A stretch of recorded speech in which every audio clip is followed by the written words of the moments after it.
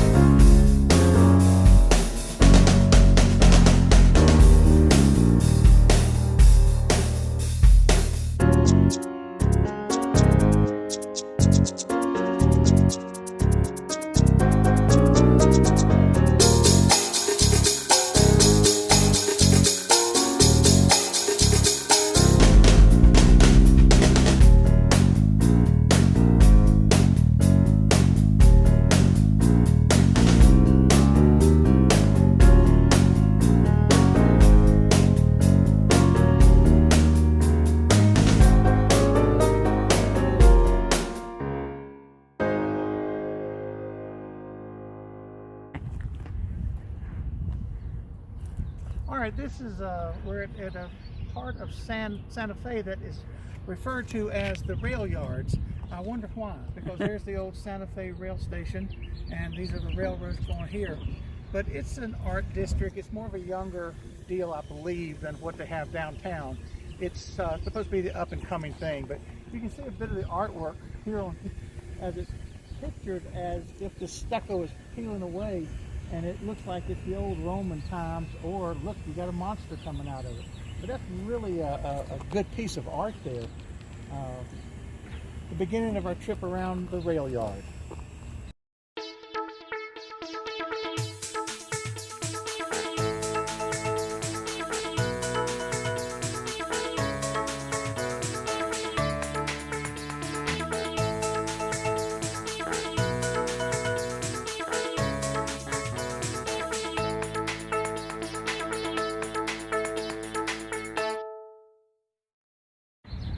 Among the things here in the railway is an old secondhand cowboy clothing store called Cowboys, and we just come out of there and bought a few things. It's really a neat thing, and there's some good bargains in there, so just one more thing to do in this beautiful town. Okay, so we're at a restaurant in Santa Fe called Tomasito's, and it's a southwestern restaurant that serves New Mexican style food. And we're going to show you what we ordered as soon as we get it. Okay, our food is here. What I have is a roast beef burrito. Now, what I did is I got my sauces on the side. They have a red sauce, which is typical, and a green sauce. As we walked in, there was a sign that said, "Our chilies are very hot. You may want them on the side." So I did. Now, you have your choice between the red and the green. They have what they call the Christmas, where you get both. Now, Linda has got the Monday Blue Plate Special, which is obviously a taco, an enchilada, and tamale, and refried beans, and she got the Christmas with the green chilies and the red all over it, so she doesn't care that it might be just a little hot. She's going for it.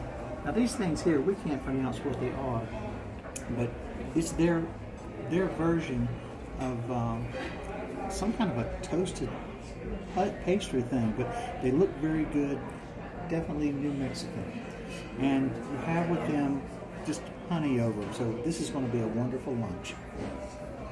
Bon appetit. Bon appetit.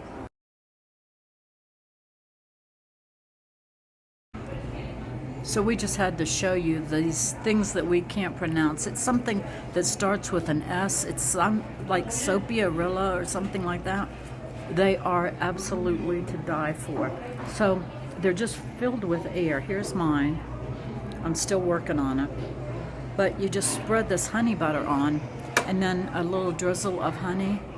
And oh my goodness, they are so delicious. So this is Terry preparing. What do you think, Terry? This is good eating. So tell us what you thought about. Did you make a good decision about getting your red and green chilies, your Christmas, on the side? Actually, I did, because other than just taking my spoon and just tasting it before I did anything with it, I realized I didn't want any of it. It's very good. Everybody knows I'm a wimp when it comes to spicy things like that. But it was powerful. Yeah, it was hot. And I left it alone. It was hot, but this dessert is definitely a good way to end our first New Mexican meal. Loving it. Loving it. Okay, we just talked to the waiter, and he said the correct pronunciation is sopapilla. Sopapilla.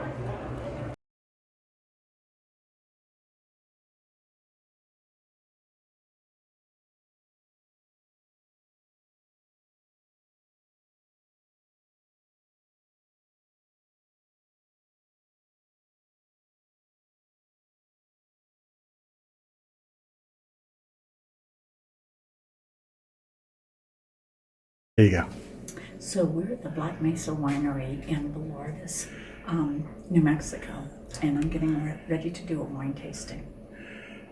And they have the vineyards here, which we'll show you in a few minutes. But I've chosen 6. I've actually chosen 5, but he threw in one that he thought I needed to taste of the wines that they make here.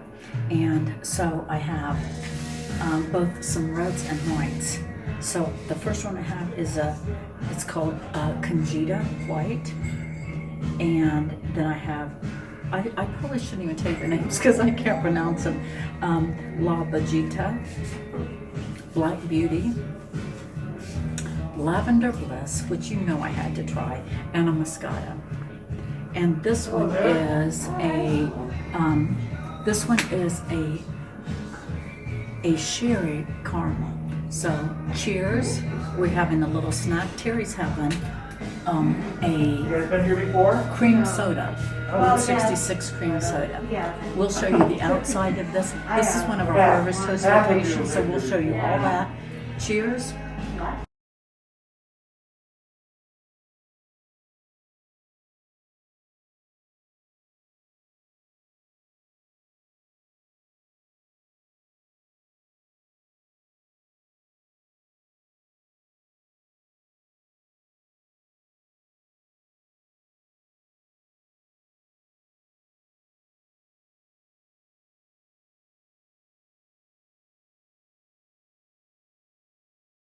Hey Linda, we're about 25 miles north of Taos, New Mexico. What's the date? What is today? Today's March 29th. 29th, March 29th. Now, let me just look up here a little bit, up this mountain. Look up there. Snow as long as you can see. Oh my goodness. And what are you standing, about a foot of snow? About a foot of snow. Let me see if I can show down here at my feet. I'm just going to snoop down to my feet. Look at that. I am deep down in snow. On what'd you say? March 29th, north of Taos, New Mexico. All right. Linda's taking her dadgum shoes off. We found water. This happens to be, believe it or not, this is the Rio Grande River, the same river that we saw in Brownsville, Texas, going out to the Gulf of Mexico. We're now just probably 4 miles south of Taos, New Mexico, and you saw the snow. Linda is about to take a doggone dip into the Rio Grande River. Are you ready? Go for it. Ta-da! It's not cold, is it? No, it's not cold. It's great. 2 hours ago, that water was frozen on top of the mountains we just left.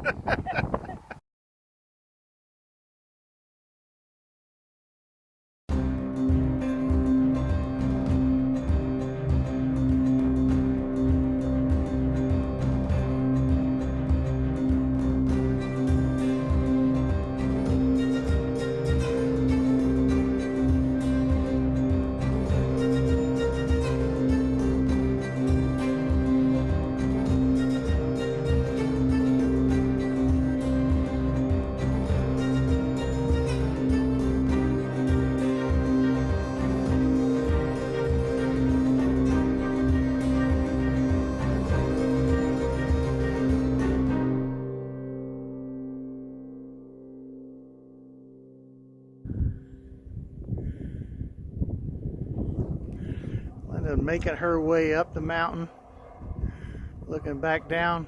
The river behind the motorhome that you see on the other side of the road is what we've been talking about. That is the Rio Grande.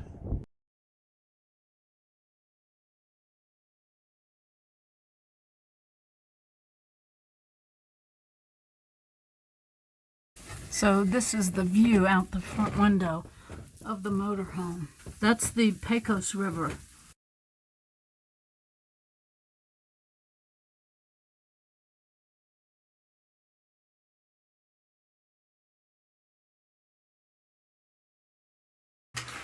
And for the first time in over 46 years of marriage, my dear bride is about to give me a haircut. Now, just so you know, she's not a novice at this. She is a trained professional and has held a license in the state of Florida for cosmetology. But so we're expecting big things. I've never ever given a man a haircut before. And I'm not much of a man anymore, though. this is I'm old. This is my favorite man in the whole world. So we're gonna see. And you guys, I hope I make it to my 47th anniversary. Woo. So we're gonna see. We're doing it now because we've still got 3.5 months left on this trip, and it will be growed out and looking different. We'll see how good she does. We're going to judge it by the way it looks and how big a tip she would get if she was doing this in a salon. Oh, I can get a tip. I'm not worried about earning the tip. This is fun. Doggies. Okay, there's two things you can consider. Okay. You don't want the video to be too long, Yeah. and there's other customers waiting, so pick up the pace. No, those other customers are gonna have to wait. You're my priority, sir. You're my priority. Okay, just for the record, this is payback. Oh yeah. Many years ago, when we lived in Lawton, we were bored, and she wanted her hair frosted. This is a true story. So she bought one of those little home kits, and I frosted her He hair. did a great job. He did a great job. This is in the days when they had the when it was before the foil, and it's when you pulled your when you had a cap and they pulled your hair through the cap with a crochet needle. Yeah. That was in the days. Little holes in the shower cap, and you just pulled chunks of hair through it, And he did a great job. oh yeah. And by the way, these are maybe crafting scissors. Maybe, who knows? Now to the tweaking. Did you say tweaking or twerking? You're really working on that tip now, ain't you? Listen, I'll be happy if I just get paid for the haircut.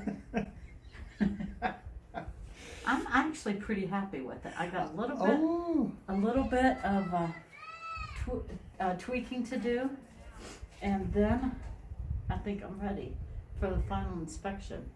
Now, who's inspecting? I am. There you go. Turn around and look at me. Let it ride. You know, that's a good hair. Yeah, it's good. All right. Okay, folks, Ta-da! give me your opinion. What do you think?